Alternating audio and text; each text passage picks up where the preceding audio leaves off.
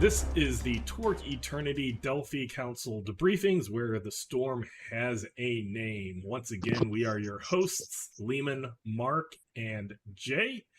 And today we are going to be talking about the Vitality perks. 3 of the perks are in the core rules, but all of them are in Pan Pacifica, and they were renamed, so we might go into a little bit of history in that in case you only have the core rules and are a little confused. But before we get into that, I do want to mention, please do email us with your comments and or questions at torgdcd@gmail.com, and we will read those and answer it on the episode that right before I get it. We didn't have any emails for this week, so we won't be doing that.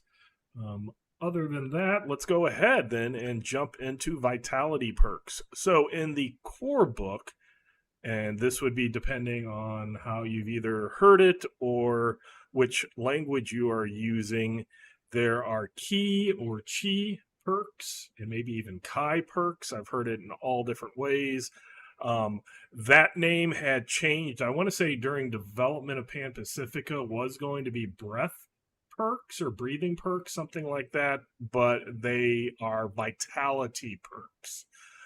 So everything has been switched over to Vitality perks in Pan Pacifica, and we will be doing the Pan Pacifica versions if there's because it's the latest book that's come out, so any changes or modifications, that one doesn't. The last thing I want to say is I did read on the Discord, somebody had asked by listening to these perk episodes that they were wondering if there was a spreadsheet or something that I could put somewhere that would list all of the perks and which books they come from, because then at least trying to say, okay, this perk comes from this source book. I use the Torg Codex. So the Torg Codex is at torg-codex.com, and if you have the PDFs through DriveThruRPG on the DriveThruRPG website, you can get a key and you can put that into the Torg Codex, and that will give you a list of all the PDFs that you have for Torg Eternity, both official and Infiniverse Exchange products. And you'll have everything broken up into whether it's perks based on realms, perks based on categories, gear, gets separated into general gear, firearms, energy weapons, missile weapons. It has threats, it has special abilities. It's just a very well-rounded, useful tool for anybody that is into Torg Eternity and has their, say, digital version through DriveThruRPG. That's something that I've been using ever since it was made, before I was a line developer or anything like that. And it just is something that if I'm online and or offline, if I'm playing Torg, it's usually in a tab to quickly find, because it will also tell you what book it is. Because sometimes you might think something's in one book and you'll go hunting for it, Control F, and you won't find it, or through, flipping through the books and you don't find it, and that can tell you where the book is. So that's what I use. Kind of ironically, one of these, I believe it was Focused Strike. You can correct me, Jay, because you were the one that pointed this out. One has another perk description in its place. So that one, you always, the Torg Codex is great to go to, but you might want to just, right, it's not infallible. So just to bring that up. So one thing we will not do is we will not go over the paths, because I really think an episode could be devoted to a path, or maybe 2 paths if we get lucky, and then we would also need to have at least part of an episode explaining how they work, etc. So there are a couple of these Vitality perks that talk about paths, but we might be a little general in that language and not get deep into those until we have some episodes which are just devoted to paths, how they work, and how a specific path works. So we'll just do the normal vitality perks, not the vitality paths. So let's go ahead and get started with Block Strike. This was one of the original perks from the core book that has been transposed or moved along to the Pan Pacifica book. So it is in either of them. Spirit of 8+, you need at least 3 adds in unarmed combat.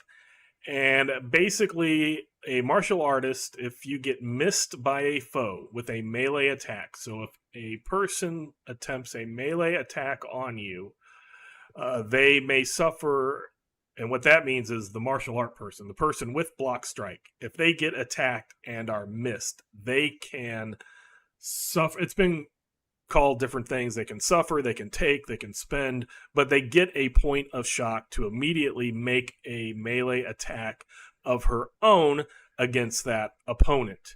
If the hero is a target of a combined action, you can use multi-targeting to attack up to all of those who had attacked her, but you can choose, if you don't feel that your the negatives would benefit you, or they would drop your total down too much, you could choose to hit a few or just one. And then if a Storm Knight is attacked more than once in each round, so not a combined action by multiple people in their own individual turns, you may activate it as long as you have the shock to spend. Before I switch over to get Jay's thoughts on this, the melee attack, since you need at least 3 adds in unarmed combat, there's a strange wording in Torg, the 1.5 rules. I'm going to tighten it up a bit. Melee attack doesn't mean melee weapons. It could be any close attack. So that would cover both melee attacks and unarmed combat. So either one of those would work for Block Strike. So having clarified that at the beginning, Jay, what are your thoughts on Block Strike? Well, that was the big thing I was going to say. So I had that note too. But yeah, this is a pretty good one because getting base, not free because you have to get shock for them, but getting additional attacks is really good. Like people will pay, like go out of their way to get a flurry. So just getting extra free attacks with no negative multi-action penalty, for that matter, right, is really, really good. As long as you've got a pretty good defense is the key there.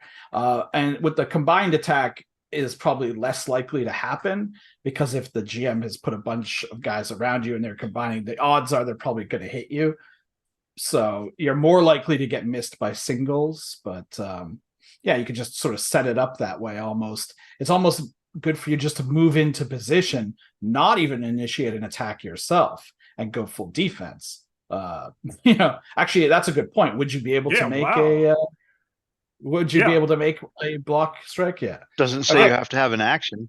Yeah, so there you go. So move into position, go in full defense, and just wait for it to happen on its own. Let nature take its course. Yeah, that's actually a really good strategy that I had not thought about. Raise your defense, make it easier to be missed, and then you just get to spend. Make sure you have. Of course, then you got to spend a lot of shock. Yeah, have a lot of shock. Have ways to mitigate shock, but yeah, that's a valid tactic. Mark, your thoughts on Block Strike? Yeah, so that's a great idea, Jay, and Mark's taking some notes on that because that you have to be missed. If they hit you, it doesn't trigger this. This is from a cinematic standpoint. This is the classic martial art. You've made an attack and you missed, and now I'm gonna strike back at however you strike, weapon, not open hand, whatever. So thank you for that clarification because we all had that as a note. We're like, okay, you got to clear that up. But if as our first our first vitality perk, you're going to notice a theme in these, in that spending shock is a thing. Yeah. 1 point, 2 point, 3 point. So these are fantastic perks, alone and coupled together. And you're going to see some things that are like, ooh, this would be cool to chain together. You have to have the shock to spend on it. You can't just decide you're going to do it and then shock you. And you have to be conscious when you get done. You can't spend the shock. It's going to take you out, do the thing, and then you're out. That's not how this works. So if that last point of shock puts you out, you can't do it. Because shock's a thing with all of these, it's a real good idea to look at some other things, which we're not going to cover tonight, but like gene mods, get a biogland with zing in it. We're going to cover one. Okay, well, I'm going to mention another one. Get biogland and get zing, because that's a BD +1 a shock once per scene. I think once per scene. But it's, that's a lot of shock. You could shock yourself. And I have I call them shock monkeys. When you build a character who does all of their stuff is triggered by spending shock. That to me is that's what you do. You're a shock monkey. You go out there and you spend a bunch of shock, and then in one round, I've got a Pan Pacifica character that in one round he's a point away from passing out, and spirit is not his dump stat. He's got like a 9 or a 10 in his spirit, and he can do a bunch of stuff and then flurry and do a bunch of stuff and be on the doorstep of passing out. And that's one round. So you might want to consider those things as we talk through this. Right. The second wind card has gotten a lot more. Yes, that'll be your friend. That'll be your friend. Fishing for those, and you might do the. We were in Pan Pacific yesterday, and I actually used a recovery action, which is like never used or very rarely. Or it wasn't Pan Pacifica. Don't forget, you can always take a wound to regain your shock. True. Yep. Yeah. Right. And this block strike, you can start with this. You can start with this perk, and it's pretty strong because you only need 3 in unarmed combat. Given that this triggers off of melee attacks, is this something that might be adjusted to be not just unarmed? Why would it not also be from a melee weapon?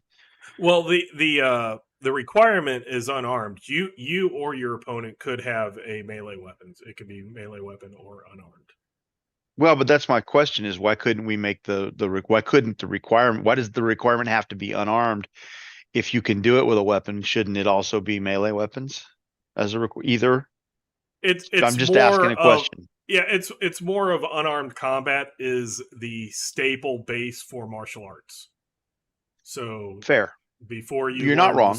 You learn and that's actually in the core rules. That's what it says under martial arts. That is the base. That's in life too. Sorry, under unarmed combat. So that's the reason that it's okay. Fair enough. Unarmed combat. So we look at the next one. Yeah, right. And there are different, different things, but that's a basic technique. Unarmed combat is needed, but you could use it with melee or against melee weapons. So yeah, I think this is this is one that when the core rules came out and one of my players made an electric samurai, that they got a couple of these powers. Block strike was used quite a bit because a shock here and there isn't, really going to hurt you that much unless you're teetering at the moment. So why not get a immediate attack against that opponent? So then we will move to Breath Strike. This one was renamed. This one originally was the Ki or Chi, however you pronounce that strike, was changed to Breath Strike. So if you're looking at your core rules, that's why there's a difference there. This one, it allows either. It's a spirit of 8+, and you need at least 3 adds in melee weapons or unarmed combat. I'll just say this wasn't me designing this. This is probably just the designer thinking that this is more of an advanced or a split type thing, and that's why it has different requirements. But the warrior can focus her key energy into a devastating blow. After generating a melee damage total, you may take 1 shock to increase the final amount by 2. And I do want to repeat the part that you can generate the entire melee damage total first, adding all your bonus dice, adding any coup de grace cards you have, any other things, figure out what that is, and then you can choose to take a shock to increase the final amount by 2. So, Mark, what are your thoughts on Breath Strike? This is another one that I absolutely love this one. For 1 point of shock, after you know everything there is to know to be, you can pull out all the stops to get to where this is as good as it gets. Do I want to spend a point of shock and get 2 more points on that total? And I will tell you that I can't tell you. Well, okay, I cannot tell you how many times players have been 1 point short of a wound or another wound or the wound they needed. Yeah. And they're like, oh, we were, you've pulled out a hero, you've pulled out a drama, you've got a supporter on the table, you put an action down, somebody gave you an adrenaline, and you got to the outstanding and you've rolled 2 BD and you're 1 point shy of doing that last wound that you need to knock out your threat. And last night on the stream, Sentinel Samurai was doing this left and right to very good effect. I think he took out 2 or 3 or 4 threats. When he wasn't disconnecting, yes. When he wasn't disconnecting, yes, correct. He was going, yeah, I'll take a shock. Yeah, I'll take a shock. And he got over the totals. And I love this perk. So, Jay, your thoughts? That's pretty much what I was going to say. The fact that so often they're off by 1 or 2. It's mainly also because a lot of the time, because you need 5s, 2 is almost halfway there, right? So it can make a big change. And the thing is, because it's a bonus to damage, that stacks with most things. I don't know if it would stack with magic bonuses to damage or not. I guess that's might be kind of up to the game master. Why wouldn't it? Because they're both a bonus to damage. But aside from that, I can't think of anything else that does just a normal bonus to damage. It's usually a bonus to your strength or bonus to like maybe increase a weapon from being a strength +3 to a strength +4 or something like that. So this should stack with anything, especially if it's your fists, right? Yeah, but it's pretty good. And I haven't had it on one of mine, but yeah. The thing that I would also look at, it says after generating a melee damage total. So you'd figure out everything first. That's true, yeah. You've already magic's already in there. Yeah, if everything's in there. And it's to the total. This is one, as both Mark and Jay stated, and we've talked about previously, is you think in series of 5s. So this one, since you can choose, you calculate everything, you figure out what you need to get that other one, and if you need 3, 4, or 5 to get it, you just don't spend the shock. Nothing's saying you have to waste that point of shock to get two points of damage. That's not going to do anything. So this is a really good case of a look at your effect value, and if it's only 1 or 2 away and you have the shock to spend, why not? So yeah, very, very solid. Another one from the core book. So then I think this was one that Jay was hinting at earlier. We'll say Center Self. I want to say a version of this might have been in Relics of Power as a special ability and then was added later, but it's Center Self, Pan Pacifica Sourcebook, prerequisite being from Pan Pacifica, and I guess I did forget that the other 2 are also Pan Pacifica.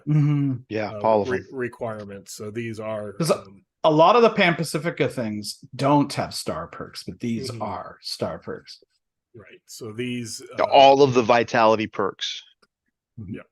So these they're contradictory outside of Pan Pacifica. This one here, Center Self, basically at some point in a day, your Storm Knight, your hero, will spend 30 minutes in quiet contemplation. However they do that, whether it's sitting, on the ground going, or if it's taking a walk or whatever, you decide, but you just have 30 minutes of quiet contemplation. Then once per scene, as a simple action, you can recover a bonus die +1 shock. So this helps mitigate all that shock that you're doing using the other vitality powers. So Jay, thoughts on center self? Yeah, this is very good. I mean, this is if you're making a shock monkey, as Mark said, something like this is very, very good. I've heard people say that Zing is better, and I suppose it probably is because you don't have to take a half hour of rest, because sometimes if your GM's railroading you hard, you might not have that chance. And Zing is actually only like $3,000 out of your gene mod budget, so it doesn't take up an entire perk. But I think a lot of time people are forgetting the truth of the matter, which is you can have both. Yes. So there you go. If Both you really is good. want to regain that stuff. So yeah, it's good, but it's not like it's one that when you first read the book, it's like, this is amazing, I'm gonna obviously take this. But in truth, you could wait a while and see how things are going, and if you really think you need it or not. It's just something to keep in mind. Mark, your thoughts? So when Torg and I's play operates mostly in single act adventures, and most of the missions start out with a mission brief, and then you get on a piece of transportation and go somewhere. Typically, I think you have plenty of time at the beginning of the mission to do your 30 minutes. You got your Tea Master time. You got your time to do, this kind of thing. And for those psionicists who have mend, because they expect, if you're a bodyguard and you expect to take damage, and you've gone down that psionic path, I'm getting ready to give Darby, my chauffeur, my quarter chauffeur who's a bodyguard, he's going to take mend. You'll spend an hour, do your mend. If you've got an hour, you got an hour and a half. Center self, and then when you go into combat, just like Zing, D6 +1, D6 +1. And I can totally see my Pan Pacific guy who goes in and I call it Death Blossom. He comes in and he's a Mook Slayer. He still mind, and he kicks off an ambush, a surprise round if the cards come up right, and he'll drop 6 of them, and he'll flurry, and he'll drop another 4. Nobody's taking an action, and 10 guys are down, and he's at 9 shock of his 10. Zing. Then you drop that other D6 next round after you do it again, and now all of your mooks are gone and you're ready to go. So I think that this, or if you roll a 1 on the first one, it's like, oh, well. Yeah, but that's 2. So I mean, it's 1d6 +1. Yeah. You got to back. Yeah, but like you said, you you could do both. They're simple actions, so you could do both in one turn if you could. You roll but poorly. that's 1 per scene, right? So you hit that thing, you do your you go nuts, and then you recover a little bit, and then you're ready for the next round. I think it's a great combination if you're going to do shock-based stuff. And even if you're going to do shock-based stuff for a different path, like if you're an Isle Magician, when you get around to Cosm adaptation, if you get access to that one way or the other, this is not a bad, because in Isle, right, you take shock to bump up your spells. This would be not a bad thing to do Zing and Gene Mod, or do Center Self, which would make sense if you're an RP fan and you're like, I want to stay within the theme of my character, and you're a wizard who studies and meditates and draws his power or her power that way. Center Self works into that ideal really well. I would even say also just look elsewhere. From just vitality, like one of the prowess perks, Relentless, you have to spend shock to do it. So anything that you're doing shock, if either by being Pan Pacifica branching out, Pan Pacifica doing things that are as general to everybody, or getting the Cosm adaptation or things like that, you can look elsewhere to get extra stuff. If you only have a couple of them, and they're just kind of a here and there, you might use this this thing that costs shock, as Jay said, center self might not be, great for you to take immediately, but if it is one that you are like in a round or two, you're going to fall unconscious if somebody breathes on you, then this is a great thing. And as we've all mentioned, just because it does the same thing as something else doesn't mean that they can't be used both. That you can't have both. Yeah. So.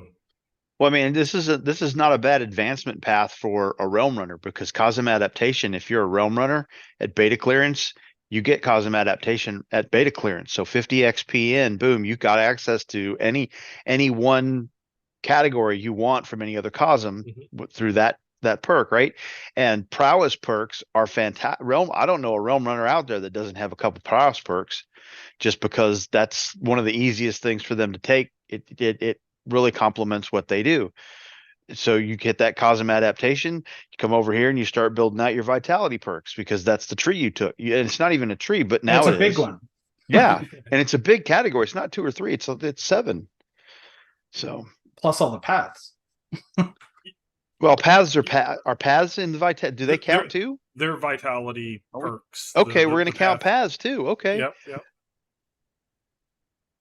Oh, I said a bad word. I forgot. One thing we should probably specify about, because you did mention about how you have to have the shock to spend it, yes, or to take it. But also you have to take all of it. So, like, if you have a Vav suppression suppressor or something like that, if you have anything that discounts the amount of shock that you take, then you did not pay for it and it doesn't work. Right. So you have to be able to suffer shock. Like if you have that Adinos perk that makes you immune to shock, or is it a perk, or if it was a plant? I can't, like the SATA root. If you're sucking down SATA roots and you can't take shock, then you can't power. You can't trigger this. Right. Yeah. Basically, when you're berserking, you're not meditatively breathing properly. You have to take the shock as damage. Yeah. And then you can't mitigate that, but you can recover it later. Yes. And you could, if you had, say, a second wind, as long as you could get through what you needed, you could immediately play the second wind, immediately recover it. But you can't do this is going to take 8. I only have 3 points of shock left. I'm going to, combine it with the second wind card and do this thing. No. You can't do that. But yes, that you have to be standing and functional when you're done doing whatever you're going to do. Consider in vitality perks, your shock is the fuel. It's the energy that you require. You need it to go the distance. Well, and that's go ahead. No, it's just you don't go negative and then pop up through things, or if you have something that prevents you from taking shock, it's preventing you from channeling your energy. If we want to go lore wise and we want to come up with logic, that's how that outside game mechanics, that's how it would be. Well, and if you want to walk into actual martial arts, if you want to go into traditional Chinese or traditional Japanese martial arts, breath is everything in those styles. And I've studied traditional Chinese martial arts. I have a first degree in that, in Shaolin Kung Fu. Not anymore. I got about 8 seconds of black belt left in me, but I used to.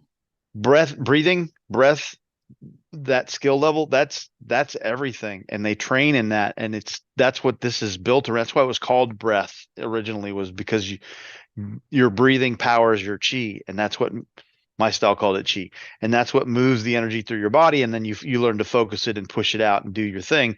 And if you want to go down the whole holistic traditional Chinese medicine, that's what you can do things with it.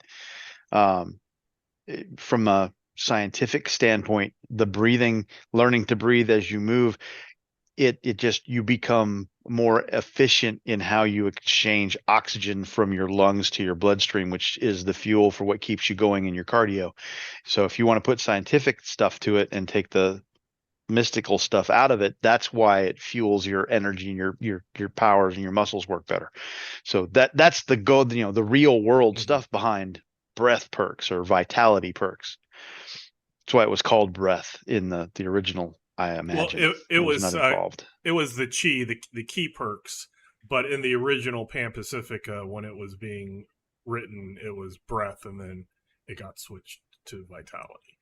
So let's move on to this one. We'll have to just talk about paths in general, but it is combo expert. The martial artist can sequence vitality powers. Vitality powers are both powers you get from paths as well as vitality perks, but it can it's used for all of those. You can add the same effects to a number of targets up to your path skill adds by only expending the needed shock once. All targets must have the same effect. Example, hero with 3 adds, and it gives a path of the foot and fist. It just is a basically, if let's use the previous one that we were talking about, the block strike. So normally in the combined action that would happen, then you would have to mark a multi-target. You'd have to, or if you're getting attacked by more than one, you'd have to spend. On this one, it would allow you to do it. The spending of the shock happens once. So that's basically what it is. Normally, you have to spend the shock for each instance of doing it. This basically makes it so that, for lack of a better way, multi-targeting, a new one isn't required for a new expenditure of shock is not required for each target. So, Jay, thoughts on the combo? If you're going to be multi-targeting, this is really good because generally speaking, the way combos work is if you're combining multiple vitality perks / path powers, you add up the total of however much you spent on it, and then it costs that much per person you're hitting. So if we're spending 4 and we're hitting 3 guys, that's 12 shock, which is probably no good, right? But this makes the up to your adds in the skill, like just spend the 4 and you hit all of them. So it makes it really efficient to hit multiple people, but against one-on-one, it doesn't really have any effect. Is my understanding of how this really works. Yes, and so just to point out, it is Mind 8 and any path perk. So this does require you to have a path, but you can use it with the normal vitality perks as well.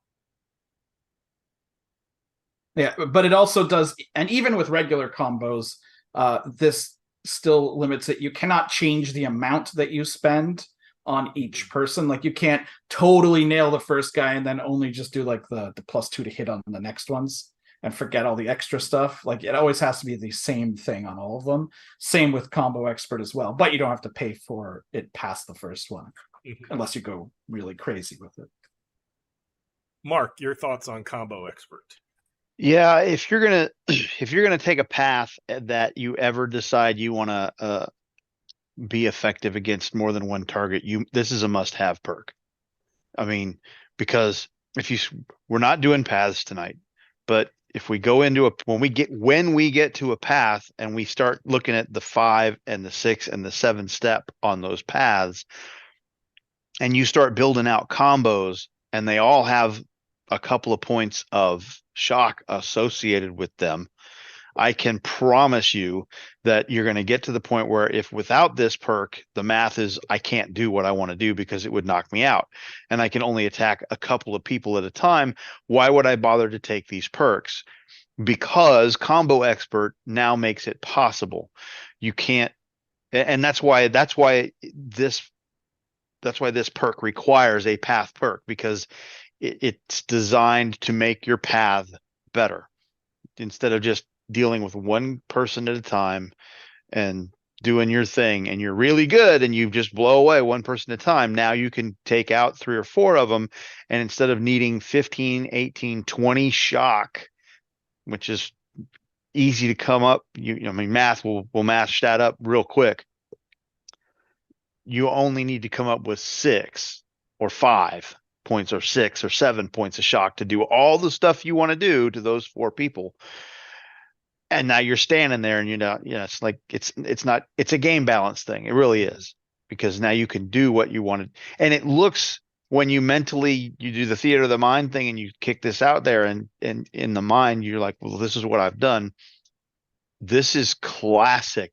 This path paired up with the paths is classic Kung Fu theater, black belt theater, whatever your local TV station showed when you were watching those old dubbed Kung Fu movies. For those of you who watched them, I like those. That's this one. You got to have it. It's a must have. You cannot do a path without this unless you're going to be single target. Mm-hmm. No, I like this one. I remember between the preview and the final release, there was a bunch of stuff that when I first read it, it was like, okay. But then when people started pointing out stuff, and I was like, oh, I don't see why you have a problem. And then I read it like in detail and was like, oh yeah, this is kind of a thing. This combo expert kind of brings part of all of that together to where we I hope I succeeded in getting that really tightened up and making it cool, but not completely overpowered to everything else in the entire game, with the shock being a big mitigation factor. But it's kind of you like we were talking before, you learn unarmed combat, and then you learn how to add a weapon to it, and it's then you're up against an opponent, and then you get multi opponents. So this is kind of the stack from going to I've learned how to fight effectively against one person to doing the same thing against a bunch of people. So let's move on to Focused Strike, and on this one, it's in the Torg Codex. It's incorrect, but it is in the Pan Pacifica source book. This one is also, of course, Pan Pacifica requirement, Spirit of 8+, and you're getting probably a sense of there's a lot of these Spirit 8+s. I wonder why, because Shock's based on Spirit. That's right. And at least 3 adds, and this is one of the either or melee weapons or unarmed combat. This one here is after generating. So again, after generating the melee weapons or unarmed combat damage total. So again, you can add up all, you can take your base damage, you can add any bonus dice, you can add any extra damage from effects, mystical effects out there. You get your coup de grace cards. You figure out all that stuff. And on this one, you can take a shock, suffer a shock, to give you armor piercing 4.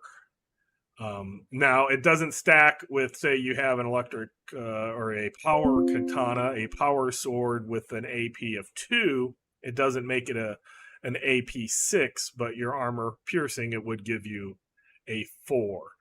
So, Mark, what are your thoughts on Focused Strike? Oh, this is a lot like, for me, this is just as helpful as Breath Strike, because who doesn't want to be able to go, no, your armor's not there? I mean, and you get to do it at the end of the total. So if you think, if you got outstanding success and you got 2 BD, you're getting ready to roll. They might blow up. You might not need it. You could generate one of those, 45 numbers that show up every now and then. You're like, oh my gosh. And you just obliterated your target. And so let's not take that point of shock. Or you could be attacking a dragon and no, I don't care what happens. I'm spending that point of shock because I know I've got 4 armor I've got to get through on this target, and they've got a toughness of 21 after that, or whatever it happens to be. And I've got a strength of 8, 9, whatever. I need everything I can get. I'm spending it. Or you roll the total and I'm not even going to do a point of shock. Why bother? Even if I do the math and I get there, I did 18 points. Their toughness is 21. If I mitigate it, why take the point of shock when I'm just going to do a point anyway? So, okay, whatever. 0. I'm done. So yeah, I like it. I like it a lot because again, it gives you the option to look at where you stand at the end with no question and make a decision. Jay, thoughts? I mean, put this pretty much at the same level as Breath Strike, maybe slightly under it. Because in general, I like getting a straight bonus to damage is always better than a bonus to armor piercing. But this is twice as large of a bonus, so it kind of evens out. But there is always the issue of if you're fighting an enemy that is not wearing armor, then this is useless. It not stacking with already having, or not stacking as much with already AP weapons, which Pan-Pacific characters might be rolling around with. So you're only getting half the benefit, at which point it's almost, you might as well have just gone for the 2 strength instead.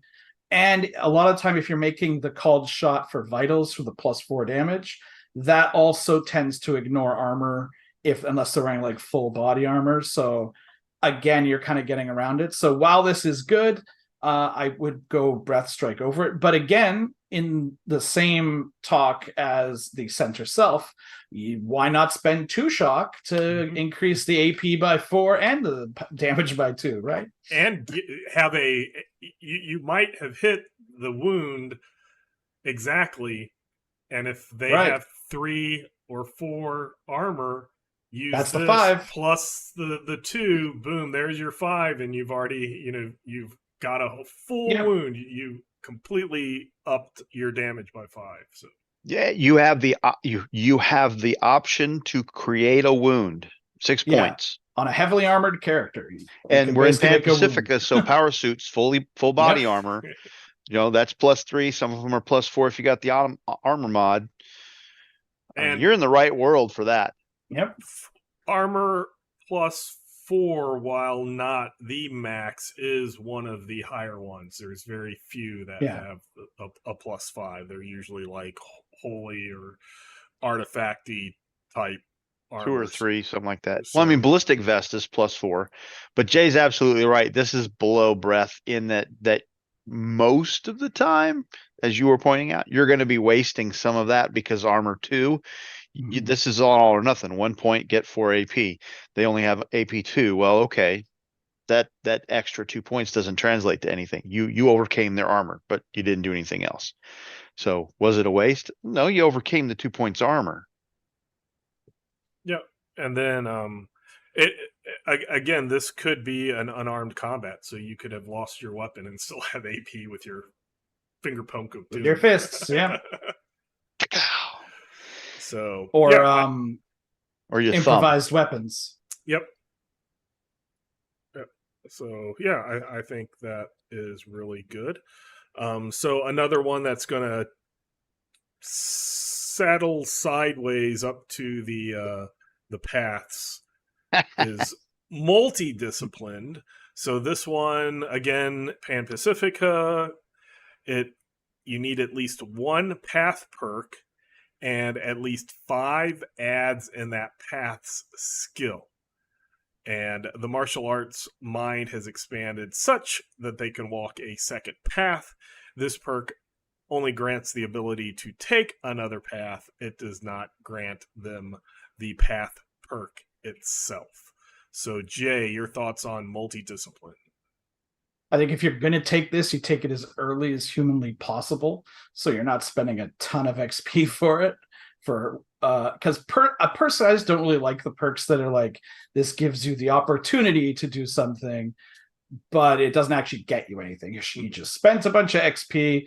What do you have for it? Nothing, right? Access. You have access, but it didn't actually get you anything for your character right now. So it's definitely a long-term plan. If you're going to take 2 paths, you have to be prepared to not get anything for a while. But that said, getting 2 paths is pretty good. Except keep in mind, you're only going to be able to take mastery in one of them. So one of them is going to basically cap out at +5. You're not going to get the crazy stuff at the end. So one of them will be awesome. One of them will only go to +5. And I mean, we could probably talk about combos on a path episode for what would work well, but certain paths seem to work well with everything. Mark, your thoughts on multi-disciplined? Jay's not wrong. And I too do not like the idea of spending 13 experience points to gain access to something that I will then spend 15 experience points to get something in that a brand new character at first character creation could have, and I'll be on par with them. And I've just spent 15 XP on it, which means I'm almost certainly beta in a near 100 experience point character of some kind. However, I will say that when you make the decision to follow a path, you've kind of committed yourself to a couple of things. And you've committed yourself to a skill because the path is driven by a skill. And so you're going to get that skill up to 5 adds as quickly as possible, because every time you spend on that skill point, you gain access to the thing that the path does. You don't have to do anything else, right? You took the path, now you're spending skill points and you get the access. When you hit 5, you go get skill mastery so you can get it to 8. That's the only way you're going to get it to 8. And again, we're spending points to get access. That doesn't get us anything in the skill. It just gives us the ability to run the skill beyond 5. Right? So now we're going to bump that up to 8. At which point, when you hit 8 and you're like, I have reached mastery in path, whatever, right? Now you start looking at multidisciplined, because now you can do stuff like hit rank 8 in Path of the Gun, or hit rank 8 in Path of Shadow. And now I can do some cool stuff with Path of the Shadow. I wonder what I could do with that if I started pairing it up. Oh, look at this path over here. This fits my character really well because I've already got these points in this skill. Take that path and boom, you have all of those steps in that now, the moment you take the path. So, but you have to have multidiscipline to do that. So The Shadow's the one I was thinking of too. Yeah, no, that's my Pan Pacifica guys got Path of Shadows up to 8, and then we went to Path of the Gun, and come on, that's just it's just cool. I think it's just cool. But yeah, that's multidiscipline. You got multidiscipline there, you got combo expert there, you've got a path there, you've got a couple of skills there, and there's not a lot else, but you're really good at what you do. I guess that's the thing. Because we're not supposed to be talking about them too much, but each path perk does give you a lot of bang for that one expenditure. It does. It does. Your 3 points in that skill at character creation just got you 3 functional abilities in that path. Mm-hmm. So and when you spend 4 to get 4 and 5 to get 5, that 9 points gets you 2 more steps on that path. Sorry, I'll stop. No. The kind of, say, the design philosophy over these paths was to have something different for Pan Pacifica than what was previously done, but within a perk type structure. And you get a lot of bang for your buck, because you don't have to buy in a path, just very general, in a path. Every time you increase or start off with an add, and every increase, you gain a little special ability that normally using shock will give you something to the equivalent of a perk that somebody else put XP towards. But you are kind of determining from character creation how your character is going to move forward. So this is one that it kind of makes sense of the best martial artists out there are the ones who spend their lives devoted to their craft, to doing their thing. So it's a path. I mean, it's right. They have put their foot on a path and they're walking it. So with multidisciplined, this I like because if we go back to classic Torg, one of my players, their original character that lasted until Torg, 25 years or whatever, until Torg Eternity came out, they started with one of the 2 ninja archetypes, the templates. There was a corporate one and another one. I don't remember which one they started with, but they had gotten so much, possibilities which were experience points back in the day, that they learned all the ninjutsu stuff, and then they learned all of the second path thing, and then him and I were working. He was creating his own path for it. So this kind of multidiscipline thing is really cool in that it's just you can focus on the one path, but if you find a couple of paths that have a really good synergy with each other, it can be part. And if you want to take advantage of it, yes, it would be something that you would do at the beginning, and therefore you would get the second path early as well, have your ads in it and get a bunch of abilities, and then flesh that out by raising your skills, adding other vitality perks, etc.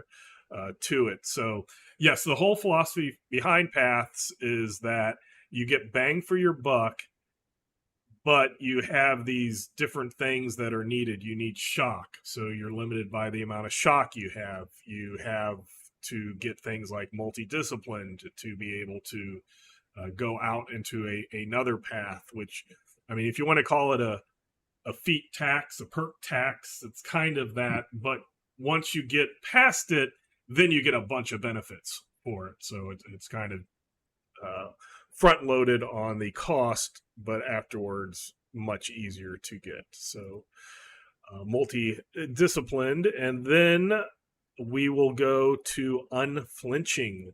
Unflinching is also Pan-Pacifica requirement. It is a spirit of 8 or higher. And basically, you can eliminate one or more levels of stymied or vulnerable by taking a shock per condition removed. And to remind everybody, very stymied and very vulnerable are 2 conditions. So a stymied is very stymied is 2 stymied conditions. Very vulnerable is 2 vulnerable conditions. So basically, removing conditions, take a shock, and you can do that. And I want to make sure that that's what the... Yep. So, Jay, thoughts on unflinching? So I guess it seems like in Dungeons and Dragons, every DM plays a wizard, but it sounds like in Torg, every GM plays an electric samurai. I guess it seems. But I have an electric samurai in Torganized play, and it's worth mentioning this was originally an electric samurai perk in the core book, and it was changed to vitality in the Pan-Pacifica book. But yeah, you can taking shock to lose conditions is amazing. So this is actually the only vitality perk my electric samurai has.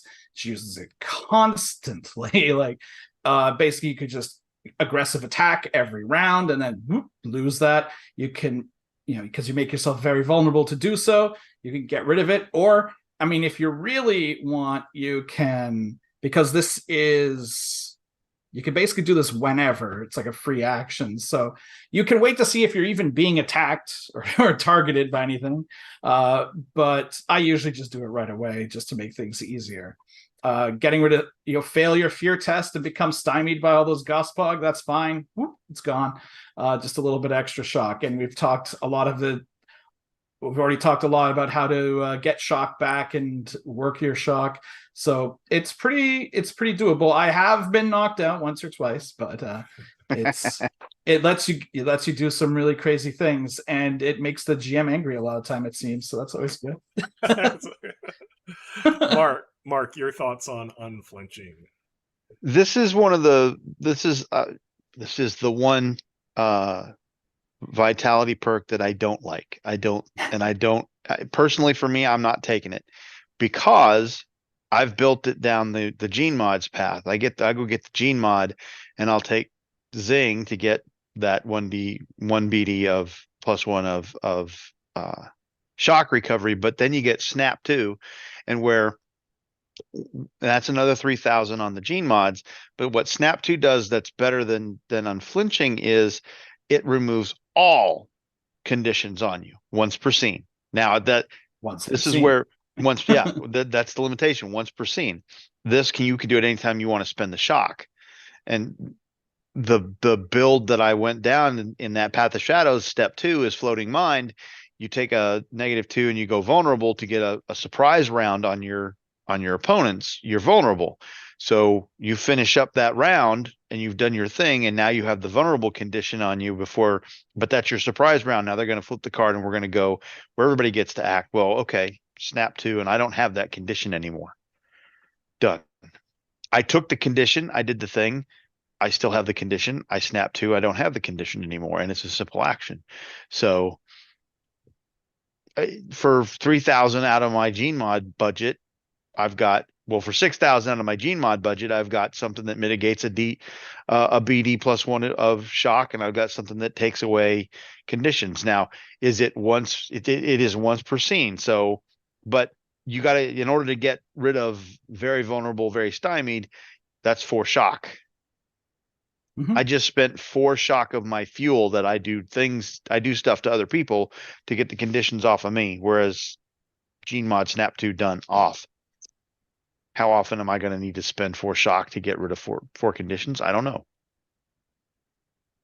That might be the big difference too, because I didn't take other vitality perks. So if you're not spending a bunch of shock on other things, this would be good. But if you are spending shock on a lot of other things, you don't want to be spending it on this, probably. Right.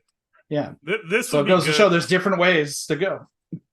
I see this as good with, as I mentioned before, like Relentless. If you don't go with a bunch of other things, then you go, then you're going to want to all out attack. You're going to get very vulnerable. And if you're against something that's going to just obliterate you because you're very vulnerable, for a couple more shock, you add to, I think it's the 3 for the Relentless, 5 shock, you can do something, but then you're not very vulnerable. To go back to previous things, a big workaround would be, because I want to say Mark did not like the social perks that required possibilities until you get to the one that allows you to make yourself like vulnerable or very vulnerable. And then if you had a way to turn it into shock that you could then eliminate, you could go down this whole, get this chain of I'm good.